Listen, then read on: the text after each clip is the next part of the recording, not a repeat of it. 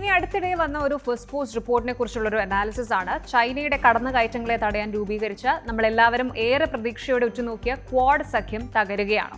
First post പുറത്തുവിട്ട ഒരു report അനുസരിച്ച് പഴയ ക്വാഡ് സഖ്യം മരിക്കുകയാണ്. ഇനി വരാൻ പോകുന്നത് ഒരു പുതിയ ക്വാഡാണ്.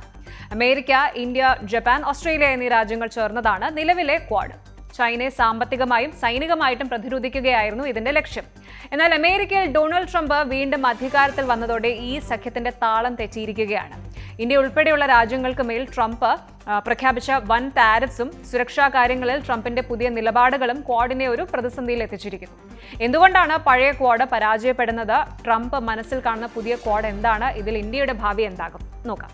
നമുക്ക് ആദ്യം ഇതിന്റെ ചരിത്രത്തിലേക്കൊന്ന് പോകാം. 2007 അന്നത്തെ ജപ്പാൻ പ്രധാനമന്ത്രി ഷിൻസോ ആബെയുടെ തലച്ചോറിലാണ് ക്വാഡ് എന്ന ആ ഒരു ആശയം ഉദിക്കുന്നത്.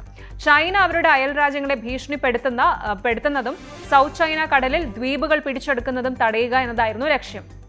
എന്നാൽ കുറച്ചുകാലം നിഷ്ക്രിയമായിരുന്ന ഈ ഒരു സഖ്യം 2017 വീണ്ടും സജീവമാകുന്നത്. എന്നാൽ 2025 2026 ക്വാഡ് രാജ്യങ്ങളിലെ ഭരണത്തലവന്മാരുടെ ഉച്ചകോടി നടത്താൻ ഈ കൂട്ടായ്മയ്ക്ക് കഴിഞ്ഞിട്ടില്ല. തൊട്ടടുത്ത ദിവസങ്ങളിൽ ഡൽഹിയിൽ വെച്ച് വിദേശകാര്യ മന്ത്രി ജയശങ്കറും US secretary of state Marco റൂബിയോയും പങ്കെടുത്ത വിദേശമന്ത്രിമാരുടെ യോഗം നടന്നുവെങ്കിലും ഭരണത്തലവന്മാർ ഒത്തുചേരുന്ന പ്രധാന സമ്മിറ്റ് ഇപ്പോഴും അനിശ്ചിതത്വത്തിലാണ്. ഇതിന് പ്രധാന കാരണമെന്ന് പറയുന്നത് അമേരിക്കയുടെ വിദേശ നയത്തിൽ വന്ന വൻ മാറ്റങ്ങളാണ്. മിഡിൽ ഈസ്റ്റിലെ കനത്ത യുദ്ധങ്ങളിൽ അമേരിക്ക പൂർണ്ണമായും ബിസിയാണ്. കൂടാതെ ട്രംപ് തന്റെ ക്വാഡ് പങ്കാളികളായ ഇന്ത്യക്കും ജപ്പാനുമെതിരെ സാമ്പത്തിക യുദ്ധം പ്രഖ്യാപിച്ചിരിക്കുകയാണ്. അമേരിക്കയെ എല്ലാവരും ചൂഷണം ചെയ്യുകയാണ് എന്ന് പറയുന്ന ട്രംപ് ഈ സഖ്യത്തിന്റെ മിലിറ്ററി ആവശ്യങ്ങൾക്ക് ഫണ്ട് നൽകാൻ മടിക്കുന്നു. ഇതോടെയാണ് ക്വാഡ് വെറും വാക്കുകളിൽ ഒതുങ്ങുന്ന ഒരു ടോക്കിംഗ് ഷോ മാത്രമായിട്ട് മാറിക്കൊണ്ടിരിക്കുകയാണ് എന്ന കടുത്ത വിമർശനം ആഗോളതലത്തിൽ തന്നെ ഉയർന്നത്. ഇവിടെയാണ് ഏറ്റവും വലിയ ട്വിസ്റ്റ്. ഈ ഒരു ഫസ്റ്റ് പോസ്റ്റ് ആർട്ടിക്കിൾ ചൂണ്ടിക്കാണിക്കുന്നത് പോലെ പഴയ ക്വാഡ് പതുക്കെ ഇല്ലാതെയാകുമ്പോൾ അതിന്റെ സ്ഥാനത്തേക്ക് അമേരിക്ക മറ്റു ചില ഒരു മിനി ലാറ്ററൽ സഖ്യങ്ങൾ വളർത്തിയെടുക്കുകയാണ്. അതിൽ ഏറ്റവും പ്രധാനപ്പെട്ടതാണ് ഓക്കസ്, അതായത് ഓസ്ട്രേലിയ, UK, US ചേർന്ന സഖ്യം. ഇത് പൂർണ്ണമായും ഒരു മിലിറ്ററി സഖ്യമാണ്. ഓസ്ട്രേലിയയിലേക്ക് ആണവ അന്തർവാഹിനികൾ, ന്യൂക്ലിയർ സബ്മറൈൻസ് നൽകാനാണ് അമേരിക്ക ഇതിലൂടെ ശ്രമിക്കുന്നത്. ഇതിനു പുറമെയാണ് ദി സ്ക്വാഡ് എന്ന് വിളിക്കുന്ന മറ്റൊരു പുതിയ ക്വാഡ് രൂപപ്പെടുന്നത്. ഇതിൽ ഇന്ത്യക്ക് പകരം ഫിലിപ്പൈൻസ് ആണ് ഉള്ളത്. അതായത് US, ജപ്പാൻ, ഓസ്ട്രേലിയ, ഫിലിപ്പൈൻസ്. എന്തുകൊണ്ടാണ് അമേരിക്ക ഇന്ത്യയെ മാറ്റി ഫിലിപ്പൈൻസിനെ കൂടെ കൂട്ടുന്നത്? കാരണം ദക്ഷിണ ചൈന കടലിൽ ചൈനയുമായിട്ട് നേരിട്ട് ഏറ്റുമുട്ടുന്നത് ഫിലിപ്പൈൻസ് ആണ്. ഇന്ത്യ ഒരു ഔദ്യോഗിക സൈനിക സഖ്യത്തിലേക്ക് വരാൻ താല്പര്യപ്പെടുന്നില്ല.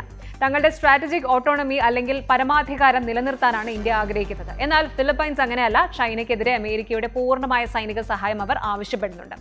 അതുകൊണ്ട് തന്നെ ചൈനയെ നേരിടാൻ ട്രംപിന് കൂടുതൽ താല്പര്യം ഈ പുതിയ സ്ക്വാഡ് സഖ്യത്തോടാണ്. ഇനി ഇതിന്റെ ഏറ്റവും ഗൗരവമേറിയ വശങ്ങളിലേക്ക് വരാം. കഴിഞ്ഞ ദിവസം ഡൽഹിയിൽ നടന്ന ക്വാഡ് വിദേശകാര്യ മന്ത്രിമാരുടെ മീറ്റിംഗിൽ ചില നിർണായക തീരുമാനങ്ങൾ ഉണ്ടായിട്ടുണ്ട്.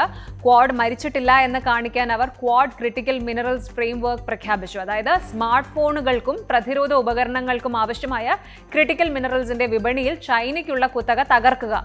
കൂടാതെ പസഫിക് ദ്വീപുകളെ കടലിനടിയിലെ കേബിൾസ് വഴി ബന്ധിപ്പിക്കാനും ഫിജിയിലെ പോർട്ട് ഇൻഫ്രാസ്ട്രക്ചർ വികസിപ്പിക്കാനും ക്വാഡ് തീരുമാനിച്ചിട്ടുണ്ട്.